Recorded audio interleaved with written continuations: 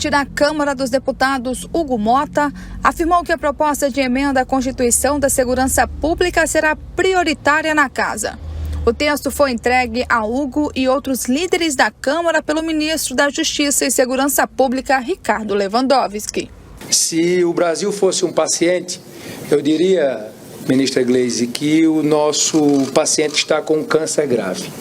E para se tratar um câncer grave não será com remédios leves. Nós temos um paciente com câncer, com metástases, onde a violência e, infelizmente, o crime organizado se espalhou pelo Brasil todo e nós precisamos ser enérgicos nessa resposta. E o Congresso Nacional, vocês podem ter certeza, a Câmara dos Deputados não faltará, ministro Lewandowski, na resposta que a sociedade nos cobra. Nós vamos, sim, dar o remédio que for preciso para salvar esse paciente, para salvar o Brasil. Podem ter certeza que essa será a pauta prioritária da nossa gestão à frente da Câmara, pois penso que é a pauta que a sociedade mais espera por respostas nesse momento. Da mesma forma que Mota, o ministro da Justiça, Ricardo Lewandowski, afirmou que este é o momento da PEC da segurança. Nós fizemos várias reformas estruturantes recentemente. A última delas, e também extremamente importante, foi a reforma tributária. Eu acho que agora, tanto o Poder Executivo quanto o Poder Legislativo deve à sociedade brasileira a discussão desse grande tema, que é o tema relativo à segurança pública, que ao lado da educação e a saúde preocupam o cidadão comum. O texto destaca que as guardas municipais são instituições de natureza civil e não podem exercer qualquer atividade de polícia judiciária, ou seja, investigações criminais. Além disso, também está prevista sua submissão ao controle externo do Ministério Público, conforme as demais polícias. Outra mudança está relacionada às atribuições da Polícia Rodoviária Federal. Atualmente, a função de polícia ostensiva cabe às polícias militares dos estados e do Distrito Federal. O objetivo da PEC é unificar o combate ao crime organizado com ações coordenadas entre a União, estados e municípios. Após ser protocolada, a PEC precisará ser analisada pela Comissão de Constituição e Justiça. Depois, se passar pela CCJ, a proposta ainda deverá ser debatida em uma comissão especial. Em seguida, o texto precisará ser aprovado em 2 turnos pelo plenário da Casa. Se é aprovada, a PEC segue para análise do Senado. Muito bem. E a Gleisi Hoffmann, ela disse: apresentamos uma proposta que julgamos ser essencial. Pode rodar. A gente apresenta aos líderes da Câmara dos Deputados uma proposta que julgamos essencial para a sociedade brasileira, que não tem oposição ao governo, mas sim o compromisso de todos nós de apresentarmos uma proposta estruturada que organize o Sistema Nacional de Segurança Pública. Acho que a reunião foi muito proveitosa, o que nós sentimos é que os líderes tiveram muita receptividade com o tema, muita concordância, e as dúvidas que poderiam ter sobre essa matéria, inclusive sobre a autonomia dos estados e municípios, foram dissipadas. Então, eu acredito que vai ser uma boa tramitação e um debate muito necessário para o Brasil. Muito bem, Samuel Costa, boa noite. Assim, a grosso modo, digamos, essa proposta da segurança pública ou da unificação, como já se falou aí, né, o SUS da segurança, na verdade, é deixar tudo como se fosse uma polícia só, né, ao que parece. Boa noite, Cícero, Ramon Cojuí, Carrati, todos os nossos telespectadores, a técnica do News 5.1, Rema TV. Muito obrigado à interatividade e à participação de todos os nossos internautas, telespectadores. Mande sua mensagem e participe conosco.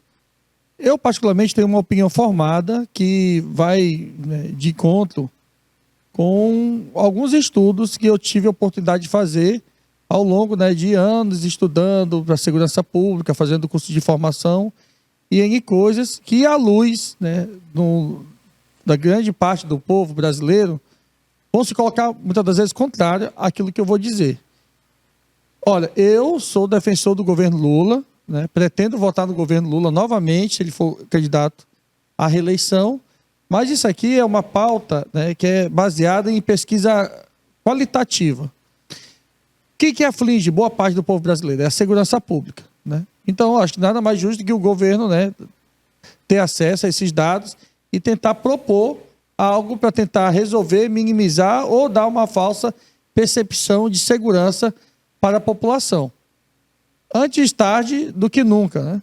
Agora, convenhamos que com toda a serenidade, eu não gostaria, né, que as pessoas viessem, tripudiassem, né, mandassem seu comentário, eu acho que é válido numa democracia, divergir.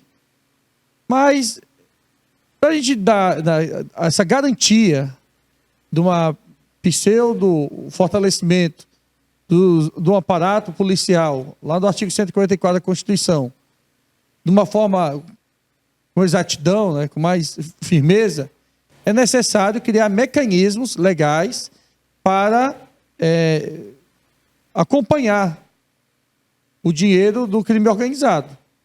E quando o governo recuou naquela proposta do PIX, que servia, né, para poder chegar mais firme às pessoas que realizavam movimentações, né, atípicas, né, acima da prática comum, o governo retrocedeu.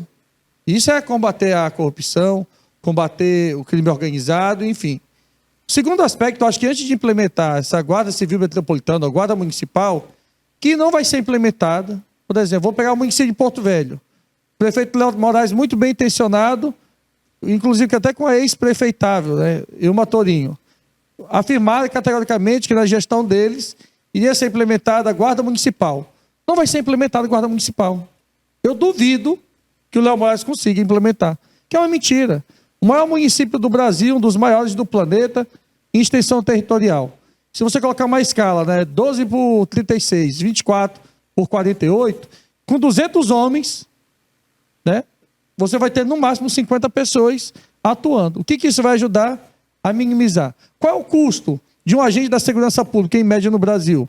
Vai de R$ 3.400 a R$ 14.200, dependendo do estado.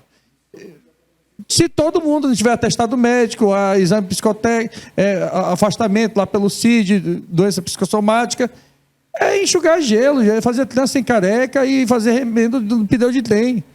É uma tolice. A gente tem que tratar a coisa com serenidade. Eu acho que o principal avanço que o governo poderia propor na PEC seria a desmilitarização das polícias. Fazer com que todos os agentes da segurança pública, do âmbito dos estados, pudessem ser policial. Acabar com a nomenclatura militar, deixar só para as Forças Armadas, porque o que acontece aqui? Quem que combate o crime? Seria a Polícia Judiciária, a Polícia Civil, que é uma polícia repressiva e investigativa.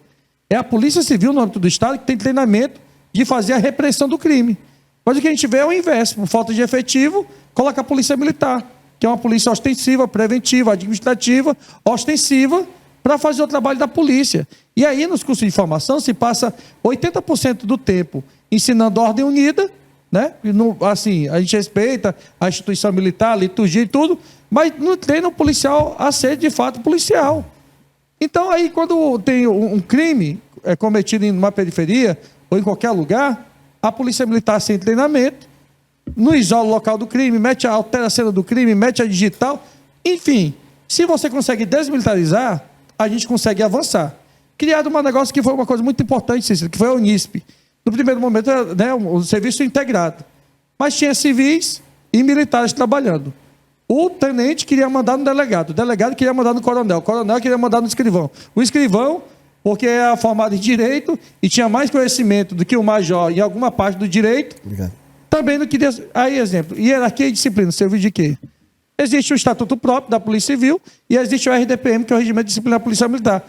Bagunçaram tudo, moral da história. As Unisp estão quase fechadas e não tem um serviço, né, de qualidade para a população. Então, acho que é interessante o ministro Lewandowski, que é o ministro da Justiça e Segurança Pública, propor a PEC da Segurança Pública. Agora, a gente consegue combater o crime organizado aqui na BR-319, 364, na RO 425, na BR-425, sentido Guajará-Mirim, e, né? Acho que tem coisas básicas que a gente não conseguiu avançar e que disso aí não vai, ao meu sentir, resolver muita coisa a curto, médio e longo prazo. Luiz Carrati, boa noite. Agora a sua análise.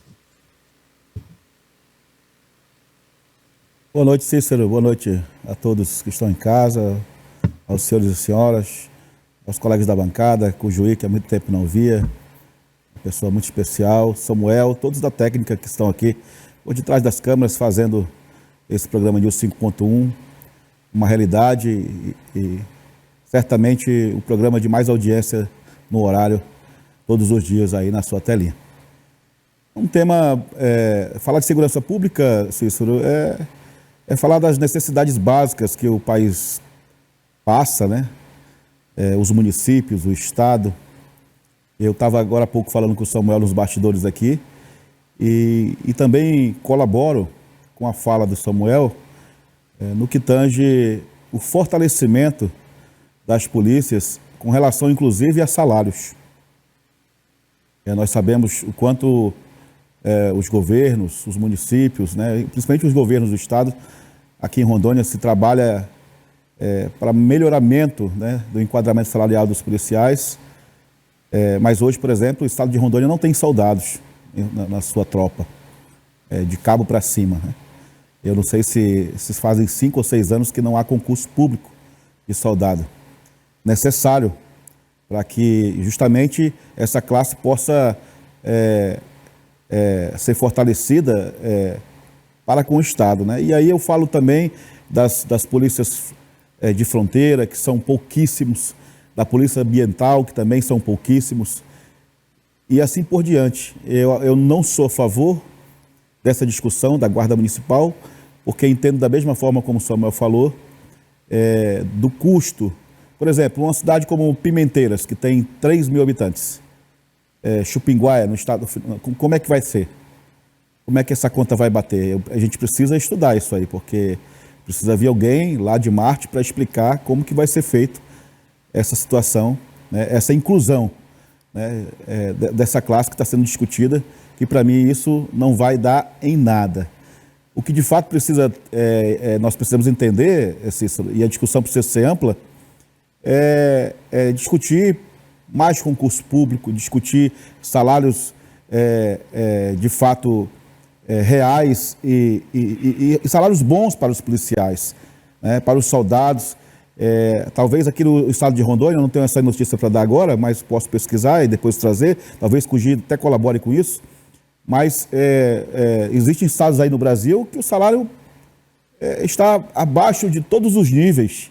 É uma vergonha até falar do salário do soldado, do policial. Aqui em Rondônia, a gente percebe que há sim um crescimento, mas ainda falta uma valorização muito grande, né, para o cabo, para o sargento, para esses que estão na linha de frente todos os dias e que a gente sabe que falta muita coisa ainda para que a segurança pública possa alcançar um patamar macro de estabilidade. Isso é a grande verdade e é a grande realidade que nós passamos. A gente sabe que há esforços, o próprio nosso governo aqui do estado de Rondônia, sem fazer nenhum tipo de circo, né, com as informações, a gente tem que aplaudir o que é para aplaudir, e quando tem alguma coisa para criticar, a gente critica de forma respeitosa, mas a gente sabe que a Polícia de Rondônia tem feito um bom trabalho, né, mas a gente sabe também que precisa evoluir. E para isso, para evoluir, como todo funcionário, como todo servidor público, a gente precisa ser bem valorizado, né? O passe dos policiais tem que ser bem valorizado, né? Uma classe que cuida da população brasileira, que defende a população brasileira, mas que muitas vezes não é ouvida, não é vista, e o seu salário lá embaixo. Ramon Cujuí, boa noite. Uma polícia unificada, digamos assim, seria uma boa alternativa para o nosso país? Boa noite, Cícero. Boa noite, Julinho. Boa noite, Samuel. Boa noite, Carrati. É um prazer revê-lo, meu amigo. É sempre uma honra dividir a bancada com você. Boa noite a você que nos assiste, nos prestigia e muito nos honra com a sua audiência nesta terça-feira, né? Eu costumo vir segunda, ontem não deu para vir, nessa terça-feira. Muito obrigado pela sua audiência e pelo prestígio que você nos dá. Um abraço a todas, todos e todes que nos assistem nesse momento. Cícero, a gente precisa primeiro esclarecer, Cícero. Você falou em polícia unificada aí. Eu quero lhe dizer que isso não existe na PEC. Então, assim, não existe. Não, ela não vai unificar. Eu digo a grosso modo. Não tem nada disso. Aliás, isso é uma briga do Caiado. A gente vai voltar nessa questão. Uma das brigas do Caiado aí é essa, né? Que quem manda na polícia do estado dele é ele. né? Pois é, mas é exatamente isso que eu quero dizer. Essa discussão que a PEC colocou, não existe essa discussão de tirar a autonomia dos estados, não existe sequer a possibilidade de formar uma única força policial no Brasil. Coloca aí o texto da PEC. Não vai tirar, não tem como. Não tem, mas nem a PEC diz isso. É porque as pessoas estão discutindo em cima de bobagem, em cima de fake news, na verdade. Olha aí, ó. O que diz ali, ó. É o artigo 21 que diz: compete à União. Ele insere o inciso 27 e 28 no artigo 21 da Constituição. E o 27 diz: compete à União. É assim que começa lá o caput. Compete à União estabelecer a política e o Plano Nacional de Segurança Pública e Defesa Social, que compreenderá o sistema penitenciário, ouvido o Conselho Nacional de Segurança Pública e Defesa Social, integrado por representantes da União, dos Estados, do Distrito Federal, dos municípios, da sociedade civil, na forma da lei. 28. Compete à União coordenar o Sistema Único de Segurança Pública e Defesa Social e o sistema penitenciário por meio de estratégias que assegurem a integração, cooperação e interoperabilidade dos órgãos que o compõem, no âmbito da União, dos Estados, do Distrito Federal e dos municípios. Parágrafo único. As competências da União, de que trata os incisos 27 e 28 no caput, não excluem as competências comuns e concorrentes dos demais entes federativos relativas à segurança pública e defesa social, nem restringem a subordinação das polícias militares civis e penais e dos corpos de bombeiros militares aos governos dos estados e do Distrito Federal. Volta para cá. A discussão que está sendo feita hoje na mídia, né, pela extrema-direita, pela direita assim, é uma coisa para desinformar. Não existe nessa PEC, né, a menor dispositivo, a menor intenção de tirar a autonomia dos governadores no controle das polícias, absolutamente. O texto é esse. Esse é o texto que fala do artigo 21. Quando você vai para as mudanças do artigo 22, diz que compete privativamente à União legislar sobre. Aí diz o que compete à União legislar sobre. E a União não legisla pelo Executivo, a União legisla pelas suas casas, Câmara Federal e Congresso Nacional, que foram eleitos para isso. Ou seja, essa história de que o governo federal quer tirar a competência dos governadores sobre as suas polícias, isso é mentira. Esse é um discurso do Caiado. Mas é um discurso falso, é um discurso demagógico, é um discurso que, se você ler, eu fui ler a PEC. Eu vi hoje um monte de reportagem, aí eu peguei e fui ler a PEC. A PEC é curtinha, ela tem 4 folhinhas, aí tem muito asterisco, e quando você lê o texto, não tem nada disso que eles estão falando. Nós estamos falando de cooperação, de criar um sistema de cooperação onde você tenha uma troca de informação e uma integração da segurança pública nacional. Ouvidos, estados, municípios, Distrito Federal, Conselho Nacional de Segurança Pública, que é integrado por representantes desses entes federativos. Nós temos que ter essa discussão de maneira muito séria, porque o crime organizado, ele não está discutindo quem é que vai vender maconha ou cocaína aqui, não. Eles tomaram conta. O crime organizado tem uma estrutura empresarial hoje no Brasil. Essa que é a verdade. E aí os governadores estão dizendo, não, porque eu não quero isso. Hoje eu ouvi o governador Marco Rocha, na CNN, falando de Thundercat, né, e falando que eu sou contra porque eu não quero perder a autonomia da polícia. Quando você lê a PEC, você vê que isso é uma bobagem, que isso não existe. É alguém que está falando besteira sem ter lido o objeto de discussão. E nós precisamos discutir segurança pública nesse país de maneira séria. Né? A forma como parte da mídia está discutindo isso, como o Caiado está discutindo isso, que é a partir dos interesses dele como candidato, é um desserviço à população. Não existe isso, Cícero, de ter uma polícia unificada. O que existe é de coordenar as ações das polícias e integrar um sistema de operação e de inteligência que permita combater o crime no país todo. Ora, por que é a União que tem que criar o Plano Nacional de Segurança? Porque é ela que tem a visão geral do jogo. Como é que o governo de Rondônia, por exemplo, vai fazer um Plano Nacional de Segurança? Ele não tem condições. Ele tem mal e porcamente a possibilidade de fazer um plano de segurança para Rondônia. Só que o criminoso de Rondônia, o PCC que atua em Rondônia, ele está atuando na Bahia, no Ceará, no Rio de Janeiro, porque ele se expandiu. E é preciso que haja uma ação coordenada nacional que permita ao Estado brasileiro, nas suas esferas estadual, federal e municipal, combater esse crime que está graçando no nosso país, e não só no nosso país. Essa discussão de segurança pública, para mim, ela é muito séria. E ela tem que estar além dessa conversa fiada dos que são candidatos à eleição de 2026. Nós precisamos colocar seriedade nessa discussão. E a primeira coisa que a gente deve fazer é ler o texto da PEC. Porque eu vi hoje os deputados que são contrários, não, porque isso, o texto fala uma coisa, mas nenhum deles lê o texto. Eu peço a você que está nos assistindo que leia o texto, é um texto curto. O que ele cria é uma organização jurídica que permita ao Estado brasileiro, e aí a União, os estados, municípios, o Distrito Federal, terem uma política coordenada de ação contra o crime. Não é criação de uma polícia, não é criação de um órgão superior, não. É coordenação de segurança pública que nos falta. E enquanto nos falta uma coordenação de segurança pública para combater o crime está aí à torta e à direita. Né? O que se enfrenta, por exemplo, na Bahia, é a expansão do PCC, que nasceu em São Paulo. O que nós enfrentamos aqui em janeiro, quando o governador estava fora e só voltou depois que a Força Nacional de Segurança veio para Porto Velho, é a expansão do PCC territorialmente. As disputas na periferia, quem anda em Porto Velho está ali, ó, CV ponto, PCC ponto. É uma disputa territorial do crime controlando. E nós precisamos responder a isso de maneira organizada. Não é essa demagogia do Caiado, essa demagogia do Marco Rocha, essa demagogia da Tony, lá da Comissão de Constituição e Justiça, desse delegado Bilinski, entendeu? Nós precisamos, como sociedade brasileira, nos apropriar dessa discussão. Porque enquanto eles estão fazendo demagogia, quem sofre, né, com a falta de segurança e com o ataque do crime organizado somos nós, nas nossas casas, nas ruas, nos locais de trabalho onde a gente está.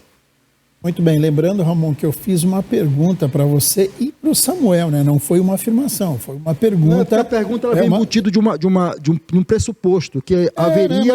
A pergunta é assim, se uma polícia unificada, por exemplo, agora eu vou acrescentar, por exemplo, poderia resolver o problema da segurança ou o combate à criminalidade.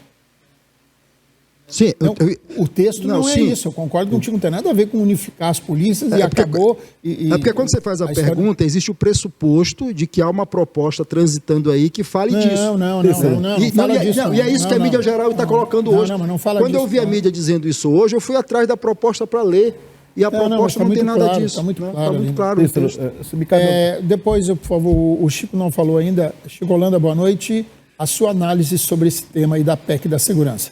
Boa noite, Cícero, Moura, Cujuí, Moisés, Samuel, Carrati, né? Juninho, toda a técnica da Rema, a senhora e o senhor, que razão de estar todas as noites, aqui da 21 a 22h45. De fato, se não fosse a gritaria, tempo atrás, o presidente do Caiado, que hoje é uma referência a nível de Brasil de segurança pública desse país, tá? Foi igual do Nicolas, quando lá do Pix, que ele queria... Esquiril, não era pegar os grandes não, porque isso aí já há como pegar. Era para pegar você pequeno erro, que vende sanduíche, que vende churrasquinho, tá?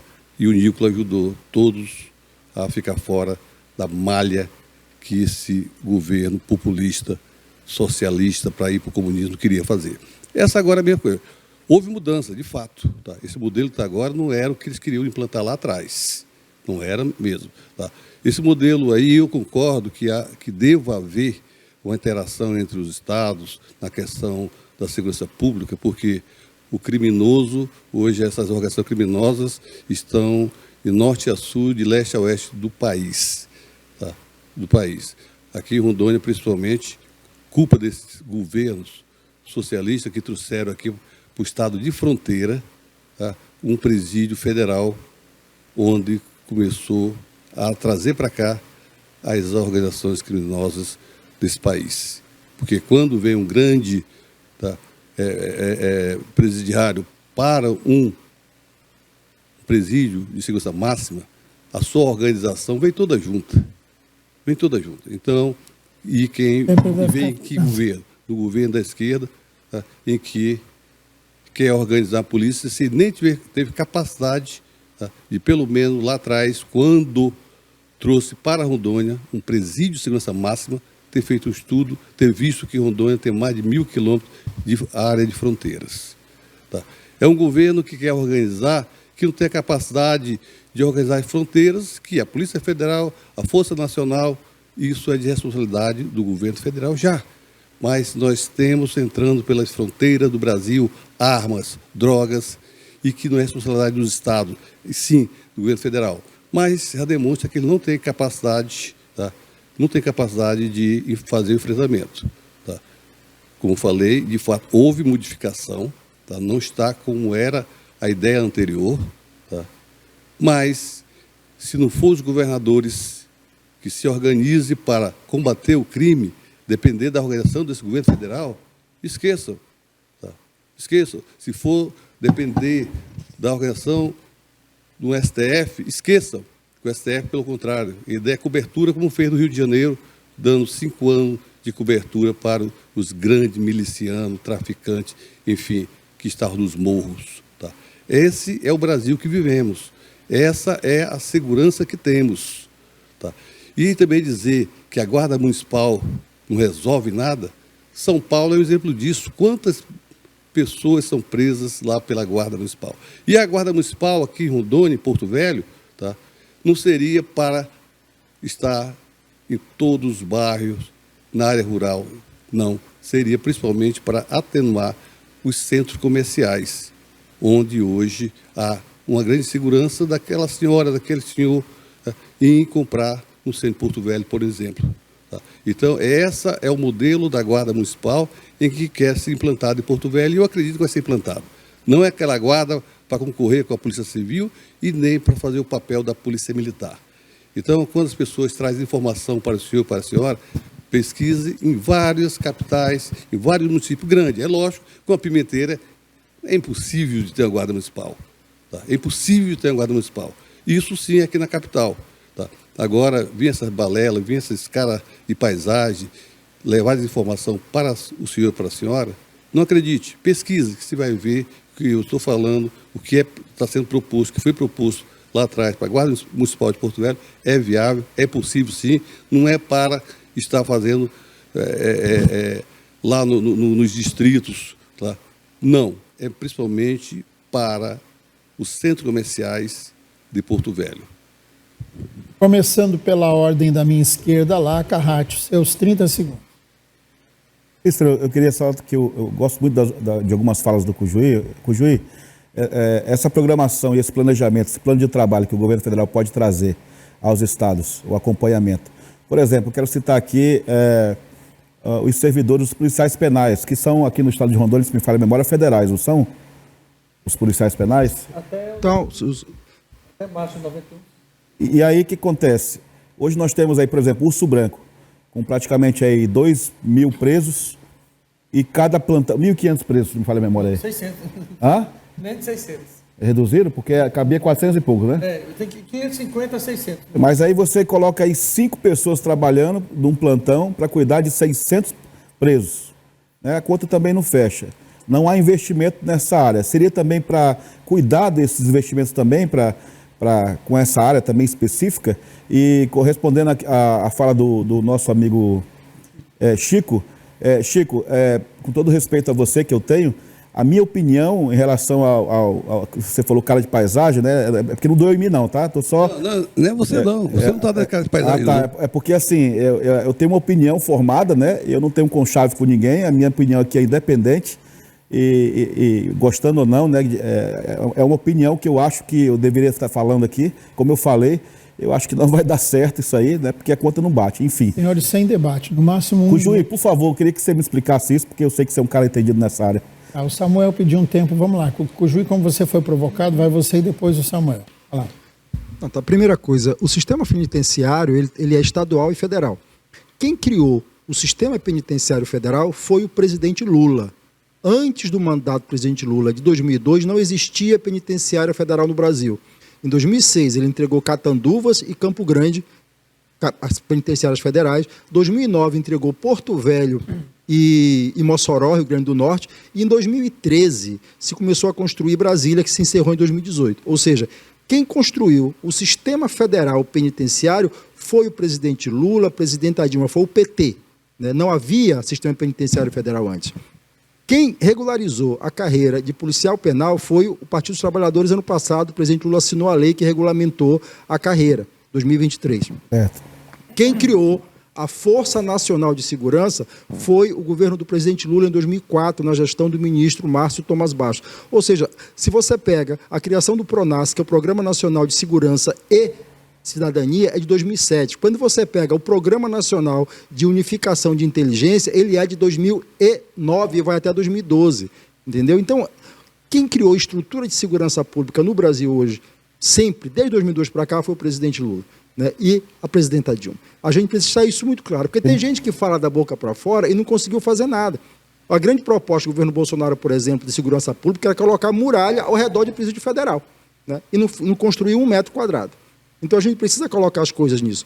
O sistema penitenciário estadual, Carrati, eles são de responsabilidade dos estados. Se há problema de segurança nos estados, o problema é dos governadores.